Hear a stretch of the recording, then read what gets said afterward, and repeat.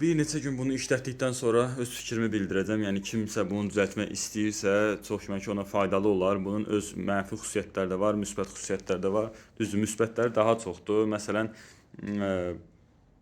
işimi çox rahatlayıb. Əvvəl bunun derateli balaca olduğuna görə həmişə özümlə daşıyırdım. Ora-bura biraz əziyyətli olurdu, amma bura asmışam işimi də bunun altında görəndə heç bir yəni deratelidən fərqli yoxdur. Bu 3 metr derateli var, amma elə bil ki, elektrod derateli kimi hər yerə çatır, hər yerə rahat, sərbəst şəkildə və işi tezləşdirir. Bax bu tam nə deyim buna? Bunu asılqan mı deyim, nə deyim?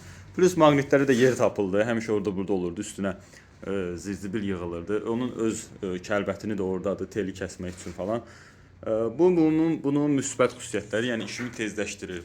Bir də var mənfi xüsusiyyətləri, odur ki, bunu məsəl üçün teli qutarsa, bunu telin üstünə vurmaq üçün, təzə teli qoşmaq üçün mən yenidən bunu düşürtməliyəm, oradan şlanqı açmalıyam falan.